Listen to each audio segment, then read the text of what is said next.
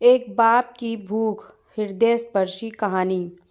5:30 को ऑफिस ख़त्म होने के बाद मैं सीधा घर नहीं गया था क्योंकि मुझे मेरे दोस्त का फ़ोन आया था जिसने मुझे राजा रानी वड़ा पाव की शॉप के सामने मलाड में रुकने के लिए कहा था। उसे कुछ शॉपिंग करनी थी, इसलिए उसने कहा था तुम रुकना, साथ में जाएंगे। हम दोनों हमेशा एक साथ ही शॉपिंग करने जाते थे। उस शॉप के पास पार्किंग के लिए परली कुछ लोहे के एंगल लगाए हुए थे। मैं उन्हीं पर चढ़कर बैठ गया और अपने दोस्त का इंतज़ार करने लगा। एक 70-72 साल का बुजुर्ग आदमी, आंखों पर मोटे कांच वाले चश्मे, मैले धोती और कुर्ता पहने मेरे पास आया। क्योंकि मैं लोहे के एंगल्स पर 3-4 फुट ऊंचाई पर बैठा था, उसने मेरे घुटनों को छुआ और बोला, बेटा एक बड़ा पाव खरीद कर दोगे तो बहुत अच्छा होगा, बहुत ज़्यादा भूख लगी है। मैंने जब उस बूढ़े आदमी की तरफ देखा तो वह मुझे रोज़ाना दिख रहे भिखारियों में से नहीं लगे। उन्हें देखकर ऐसा भी नहीं लग रहा था कि वह हर दिन भीख मांगते होंगे। ऐसे अचानक किसी बुजुर्ग ने मेरे पैरों को हाथ लगाया तो मुझे बहुत अजीब सा महसूस हुआ। मैं तुरंत एंगल से कूदकर नीचे खड़ा हो गया। मैंने अपने जेब में हाथ डाला और 50 रुपये निकालकर उस बुजुर्ग को देते हुए कहा, अंकल आपको भूख लगी है तो यह लीजिए 50 रुपये, कुछ खा लीजिए। बुजुर्ग ने कहा, नहीं बेटा, पैसे मत दो, बस एक बड़ा पाव लाकर दे दो, उतना बस है मेरे लिए। ठीक है, मैं लाकर देता हूँ, आप यहीं बैठिए। कहकर मैं राजधानी वड़ा पाव की दुकान में गया और एक बड़ा पाव खरीद कर लाया और बुजुर्ग को खाने के लिए दिया। बुजुर्ग नीचे बैठकर बड़ा पाव खाने लगे। मेरी तरफ देखकर वह बोले, ऊपर मत बैठो, गिर जाओगे, यहाँ बैठो मेरे पास। कोई साथ बैठेगा तो मुझे भी 2 निवाले अच्छे से खाए जाएंगे। मैं उनका कहना टाल नहीं पाया और उनके साथ ही बैठ गया। फिर मैंने ऐसे ही उनसे सवाल करना शुरू किया, कहाँ से आए हैं, कहाँ जाएंगे, किससे मिलने आए हैं, वगैरह वगैरह।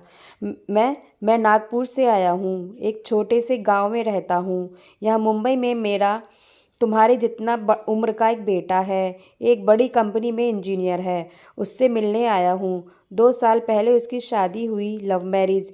बहू पढ़ी लिखी है, नए विचारों वाली। उसे सास ससुर यानी कि हम पति पत्नी गंवार लगते हैं, इसलिए हमारे साथ रहना उसे अच्छा नहीं लगता। इसलिए बेटा अब अलग रहता है, यही मुंबई में 2 सालों से। परसों मेरे इस मोबाइल पर उसका फ़ोन आया था। कह रहा था मैं अमेरिका में नौकरी मिली है उसे, बीवी को लेकर जा रहा है अमेरिका 10 साल के लिए। यहाँ मुंबई में तो था 6 महीने में एक बार आता था हम बूढ़े बूढ़ी को मिलने के लिए। अब इतनी दूर प्रदेश जा रहा है, एक बार मिलने के लिए आ जाओ बोला तो अब समय ही नहीं बचा है। परसों फ्लाइट में बैठकर जाना है कहता है। अब 10 साल के लिए जा रहा है, पता नहीं तब तक हम जिएंगे या मरेंगे, इसलिए सोचा मैं खुद ही जाकर उससे मिल लेता हूँ। कल शाम से एयरपोर्ट को ढूंढ रहा हूँ, लेकिन यहाँ के लोग कहते हैं कि इस एरिया में एयरपोर्ट ही नहीं है। बुजुर्ग ने एड्रेस वाली चिट्ठी मेरे हाथ में देते हुए कहा। उनकी बात सुनकर मैंने कहा, लोग सच कह रहे हैं, एयरपोर्ट यहाँ नहीं है, सांता क्रुंज में है। बुजुर्ग ने मेरी तरफ देखकर कहा, लेकिन परसों जब बेटे का फ़ोन आया था तो उसने यही पता लिखवाया था मुझे। लगता है यह फ़ोन भी ख़राब हो गया है, फ़ोन ही नहीं आ रहा है बेटे का। मैंने बताया था उसको कि मैं उससे मिलने आ रहा हूँ मुंबई। कहते हुए बुजुर्ग ने मोबाइल मुझे देखने के लिए दिया। अब मेरे एक हाथ में चिट्ठी और एक हाथ में मोबाइल था।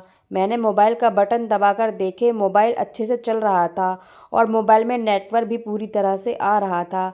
मैंने उनसे पूछा, आपने नहीं लगा के देखा फ़ोन बेटे को? मुझे कहाँ लगाना आता है बेटा फ़ोन, कोई फ़ोन करता है तो उठा लेता हूँ बस। उन्होंने कहा। मैंने रिसीव्ड कॉल में जाकर आखिरी आए नंबर पर कॉल किया तो रिंग्स बजने के बाद कॉल कट कर दिया गया। फिर मैंने एड्रेस की चिट्ठी खोलकर देखी, उसमें जहां हम बैठे थे वहीं का एड्रेस था, यानी कि जानबूझकर गलत एड्रेस दिया गया था। मैं समझ चुका था कि गलत पता देकर लड़का अपने माँ बाप को टाल रहा था और अब वह उनका फ़ोन भी नहीं उठा रहा था। मुझे यह भी मालूम पड़ चुका था कि वह जिस प्लेन में सवार हो चुका था वह प्लेन कभी भी उसके माँ बाप की दिशा में उड़ने वाला नहीं था। तब तक मेरे दोस्त वहां आ गया और बोला, चलो शॉपिंग करने चलते हैं। मैंने उसे 2 मिनट रुकने के लिए कहा और मैं बुजुर्ग की तरफ देखकर सोच में पड़ गया। मैं समझ नहीं पा रहा था कि अपने बेटे की तरफ से होने वाली धोखेबाजी को यह बुजुर्ग समझ नहीं पा रहे थे, या फिर खुद का बच्चा उनके साथ ऐसा व्यवहार कर सकता है, यह वो स्वीकार नहीं कर पा रहे थे। मैं बुजुर्ग से बोला, अब तक तो आपका बेटा जिस प्लेन में बैठा है वो उड़ चुका होगा। मुझे नहीं लगता कि अब आपकी उससे मुलाकात हो पाएगी, इसलिए अच्छा यही होगा आप वापस अपने घर लौट जाएं, और आंटी भी आपका इंतज़ार करती होंगी। मेरी बात सुनते ही अगले ही क्षण उनकी आंखें भर आई। आंसू भरी आंखों से वह मेरी तरफ देखने लगे।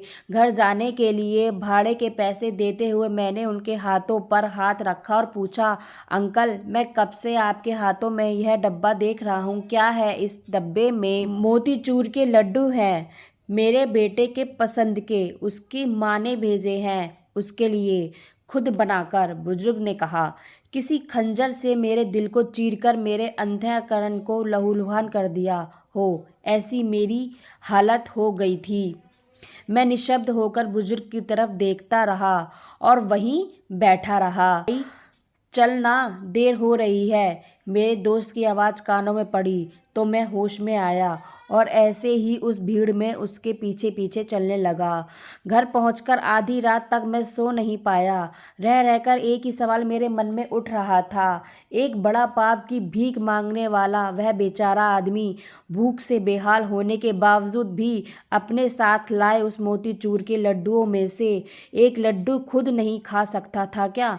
अपने बेटे से इतना प्यार। तो फ्रेंड्स, ये कहानी आपको कैसी लगी कमेंट्स बॉक्स में ज़रूर बताइएगा। कहानी को लाइक व शेयर जरूर कीजिएगा और चैनल पे नए हैं तो सब्सक्राइब कीजिएगा। कहानी सुनने के लिए धन्यवाद।